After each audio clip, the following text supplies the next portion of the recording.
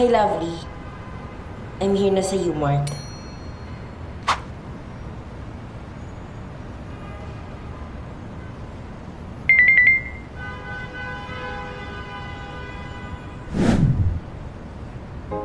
Alright, malapit na ako, team. Wait me there. Nagtataka ba kayo bakit excited na excited akong makita si Tim? Well, matagal ko na kasi siyang gusto. Since grade 7 pa lang kami. No boyfriend since birth ako. At galing ako sa isang conservative family. Kaya never pa talaga ako nagkaroon ng isang totoong relationship. Kaya ngayon, masasabi kong I am perfectly ready na maging tayo, Tim. Tim. Lovely, upo ka. Salamat. Komportable ka ba?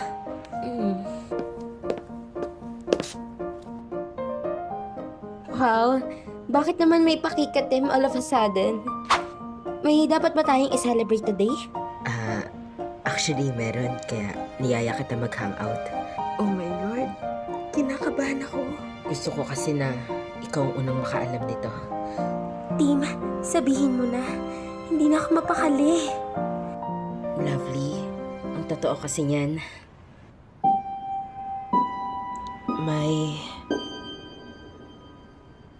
May girlfriend na ako, Lovely. Sinagot na ako ni Andrea.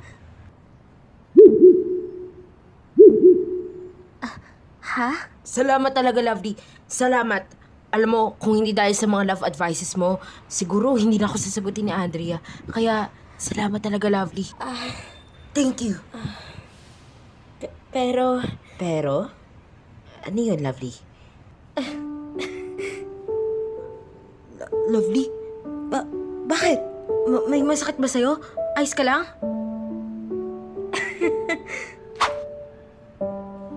ano ka ba, Tim? Huwag mo ko intindihin. Ayos lang ako. Masaya ako para sa inyo. Kasi biruin mo, first girlfriend mo si Andrea. Then, malapit na tayo graduate ng high school. At least ngayon, may girlfriend ka na, di ba? Congratulations. Tim, pasensya ka na ha, pero I have to go.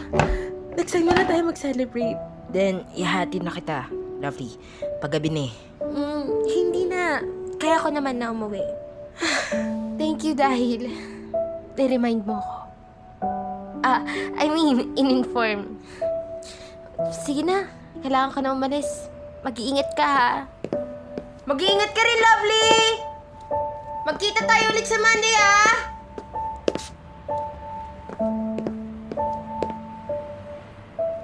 Napaka-delusyonada ko talaga. Bakit ba ako umasa sa wala?